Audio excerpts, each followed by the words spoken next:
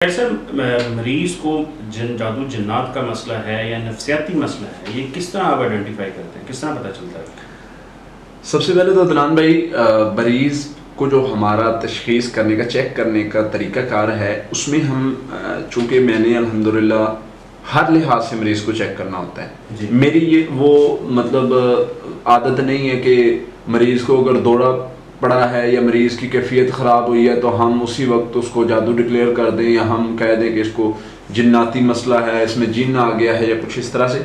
मेरी आदत है कि मैं मरीज़ को हर लिहाज से अल्लाह के फजल से देखता हूँ। इसको जादू हो सकता है, इसको जिन्नात का मसला हो सकता है, इसको और नफ्सियाती तौर पे कौन कौन से मसले हो सकते हैं। जब से मैंने मतलब दोनों चीज़ों को इनको देख के, इनका कंपैरिजन करके, इनको साथ चला के फिर मरीज को तशखीस की है ना, तो यकीन करें मेरे लिए बड़ा आसान हो गया है। मुझे इस चीज़ को चेक करना, तशखीस करना, कौन सा प्रॉब्लम है, कहाँ पर मर्ज है, उसको ढूंढना बड़ा आसान हो गया है। लेकिन क्योंकि जब तक मैं ये समझता हूँ कि एक मुआलिज जो रूहानी मुआलिज है जी, उसको लाजमी तौर पे मेडिकल की हाव भी होनी चाहिए, उसको साइकोलॉजी के हवाले से भी कुछ समझ होनी चाहिए।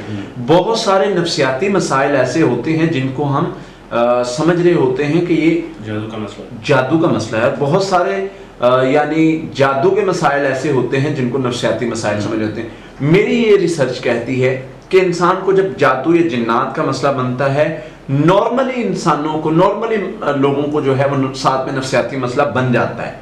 लेकिन ये नफ्सियाती मसला जो है वो पढ़ाई से कवर हो जाता है। लेकिन ज़्यादातर देखने में ये आया है कि लोगों को नफ्सियाती मसला होता है और वो जादू या जिन समझ रहे होते हैं। इसमें बहुत सारी बीमारियां ऐसी हैं जिनके दौरा पड़ने की कंडीशन जो है वो सेम जादू और जिन्नात की कैफियत जैसी होती है।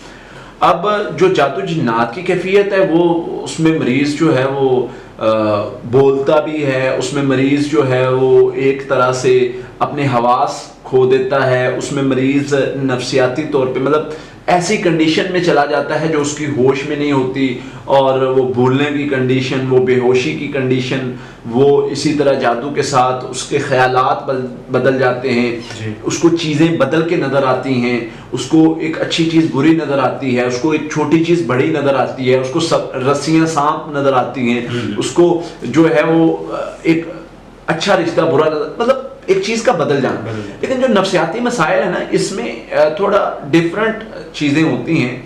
मसलन आप ये देख लें कि एपिलेप्सी है, शिज़ोफ्रेनिया है, हिस्टेरिया है, इन बीमारियों में मरीज़ को दौरे पड़ते हैं, मरीज़ को चीज़ें नज़र आती हैं, मरीज़ के हाथ पांव मुड़ते हैं, मरीज़ की कैफियत बदलती है। अब जो जिसने इन चीज़ों को नहीं पढ़ा हुआ उसके लिए ये मुश्किल होती है। उसके लिए मुश्किल क्यों होती है कि वो तो बज़ाहरी कैफियत, बज़ाहरी दौरे को देख के कहेगा ना कि जी ये दौरा पड़ा है, लिहाजा इसके अंदर तो जिन्न आ गया। शिज़ोफ्रेनिया में उसमें क्या होता है, मरीज़ जो है उसको मतलब बसा औकात वो कह रहा है कि मुझे नज़र आ रहा है, कुछ नज़र आ रहा है, मुझे फलां चीज़ नज़र आ रही है। हम ये चीज़ देखने पहले नहीं जाते कि इसको नफ्सियाती मसला है या नहीं, हम ये देखते हैं कि इसको जादू जिन्नात है या नहीं। पॉसिबिलिटी है कि उसको जादू जिन्नात की वजह से वो प्रॉब्लम बना हो, समझे? तो हम क्या करते हैं, हमने जो पैमाना बनाया हुआ है, हमारा जो तरीकाकार है, हम उसके जरिए चेक करते हैं कि जादू जिन्नात है या नहीं। जादू जिन्नात है तो उसका ट्रीटमेंट शुरू कर देते हैं। अच्छा, अब अगर जादू जिन्नात है, जादू जिन्नात की वजह से उसको चीजें नजर आ रही हैं, जादू जिन्नात की वजह से उसको मसाइल नजर आ रहे हैं, जादू जिन्नात की वजह से चीजों का नजर आना मुमकिन है। आप सहाबाए किराम की ज़िंदगी देख लें, आप नबी सल्लल्लाहु अलैहि वसल्लम की ज़िंदगी देख लें। अल्लाह के नबी सल्लल्लाहु अलैहि वसल्लम के पास सहाबाए आते थे, कुछ मसाइल लेके आते थे, इस तरह के मामलात होते रहे। अल्लाह के नबी सल्लल्लाहु अलैहि वसल्लम को नज़र आना तो कोई बड़ी बात नहीं थी, वो तो जिन्नात वैसे भी आ जाते थे, लेकिन सहाबाए किराम को नज़र आना और बाज़ को डराने के लिए, एक सहाबी कहते हैं मुझे अल्लाह के नबी सल्लल्लाहु अलैहि वसल्लम के पास है हुजूर, मैं देख रहा था कोई चीज़ मेरे पीछे चल रही थी, भागे है, डरे हुए, आपने फरमाया अल्लाह अकबर कहना था, उसने भाग जाना। और इस तरह की बहुत सारी रवायात मिलती हैं। तो बताने का मकसद ये है कि हमने तशखीस कैसे करनी है। कुछ चीज़ें मैं नाज़रीन के लिए बता देता हूँ ताकि सबके नॉलेज में इजाफा हो जाए। याद रखें, नफ्सियाती मरीज़ में और जिन्नाती मरीज़, जादू के मरीज़ में फ़र्क की जो सिंपल सा तरीका जो आम बंदा कर सकता है। जादू जिन्नात के मरीज़ को ख्वाब लाजमी आते हैं, चंद एक मखसूस ख्वाब है। अच्छा। उसमें वो लाजमी उसको आते हैं, मसलन बुरे ख्वाब जिसमें बैल भैंस ऊंट सांप कुत्ता छिपकली बार बार रिपीटेडली वो देखता है कि उसको नुकसान पहुंचा रहे हैं, वो देखता है कि उसको हरासा किया जा रहा है, कोई मर्द है औरत है उसको मार रहा है, पीछे लगा है, भाग रहा है, इस तरह के ख्वाब। अब ये ख्वाब नफ्सियाती मरीज को नहीं आते। नफ्सियाती मरीज को ख्वाब आएंगे वो डिफरेंट होंगे, वो भी एक कंडीशंस हैं। मुझे एक साहिब थे, काफ़ी मारूफ हैं, मैं उनका नाम नहीं लेना चाहता, और मुझसे सवाल किया जब इस टॉपिक पे हमारी बात हो रही, तो मुझे कहते कारी साहब ये तो नफ्सियाती मरीज को भी ऐसे ख्वाब आते हैं। मैंने कहा फ़र्क है, नफ्सियाती मरीज के पेशेंट भी मरज के पेशेंट भी नबी सल्लल्लाहु अलैहि वसल्लम के पास आए, उन्होंने जिक्र किया, उन्होंने जिक्र किया कटे फिटे जिस्म और इस तरह के ख्वाब। आपने फरमाया ये तो शैतान तुम्हारे साथ खेलता है। तो हम फर्क कर लेते हैं। एक तो ये तरीकाकार है मरज को पहचानने का। दूसरा तरीकाकार ये होता है कि कुरान सुनने से उनकी कंडीशन में चेंजिंग फील कर लेते हैं। अच्छा। नफ्सियाती मरीज को कुरान सुनने से कोई गरज नहीं होती, पढ़ा जा रहा है, उसको क्या फर्क पड़ता है, सेम कंडीशन है, सेम कंडीशन। अब यहां भी फर्क है, यहां पर हमें ना बहुत मतलब डीपली जाके उसको देखना पड़ता है। यहां पर क्या फर्क है, एक नफ्सियाती मरज है जिसमें मरीज शोर नहीं सुन सकता, थोड़ी सी ऊंची आवाज होगी उसकी तबीयत खराब हो जाएगी। अब मुआलिज यहां पर रुकिया चलाता है, वो तो आवाज से इरिटेट हो रहा है। फर्क करना हमें बहुत डीपली जाके पड़ता है। लोग समझने लगेंगे कि शायद वो रुकिया हो रहा है इसलिए। हाँ, ये चीज लोग समझ रहे हैं कि मेरे पेशेंट थे कश्मीर में, तो मेरे स्टूडेंट थे, उनके दोस्त थे, वो भी रुकिया करते थे, तो उन्होंने मुझे कहा कि बड़ा फोर्स किया, 5 साल पहले की बात है, उन्होंने इतना फोर्स किया, कहते कारी साहब पेशेंट है, मैं आपको बता नहीं सकता, 45 दिन हो गए मैं डेली 4 से 5 घंटे रुकिया करता हूँ, जिन्न आ जाता है, तंग करता है, परेशान करता है। मैंने कहा यार ऐसे पॉसिबल नहीं है। कहते मैंने कोई पढ़ाई नहीं छोड़ी, जिन्न आके मुझे ललकारे मारता है।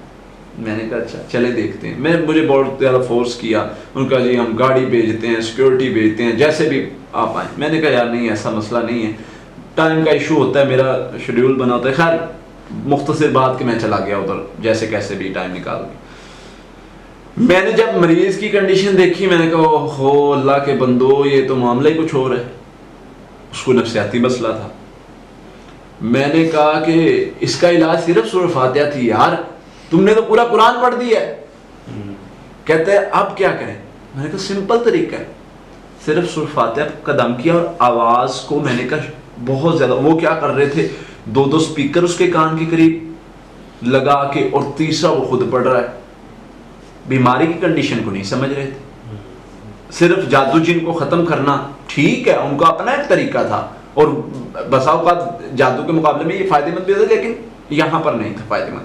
बहरहाल बात मुख्तसर के वो हमने उसको नफ्सियाती तौर पे ट्रीट किया, काउंसलिंग की, पढ़ाई की, सूरह फातिहा का से इलाज किया, वो अल्लाह की रहमत से ठीक हो गया। तो इस तरह नफ्सियाती मरज़ को समझना एक मुआलिज के लिए बहुत ज़रूरी है। और नफ्सियाती मरीज़ को और जादू जन्नात के मरीज़ को अगर आम बंदा समझना चाहे तो उसके लिए सिंपल सा तरीका है, जादू जन्नात की अलामात जो हैं वो देख ले। नफ्सियाती मरीज़ अगर मरीज़ हरकतें ऐसी कर रहा है लेकिन उसमें अलामात नहीं, तो समझ ले ये नफ्सियाती है। हम अल्हम्दुलिल्लाह दोनों चीज़ों का इलाज करते हैं। हम हमारे जो काउंसलिंग सेशंस होते हैं उसमें क्या है, वो इसीलिए शुरू किए ना कि अब आउट ऑफ कंट्रीज में लोग हैं, वो बड़ा फोर्स कर रहे हैं कि जी आप कुछ करें हमारे लिए। तो हम उसमें बहुत ज़्यादा कोई इलाज तो नहीं करते, लेकिन एक वे बता देते हैं कि यहाँ से आप इस तरीके से इलाज करेंगे, या हम पढ़ाई करके चेक कर लेते हैं कि ये क्या मसला है, उनको बता देते हैं, वो अल्लाह की रहमत से सैकड़ों मरीज ठीक होना शुरू हो गए। तो ये चंद एक चीज़ें होती हैं बेसिक, जिनको समझ लिया जाए तो मसला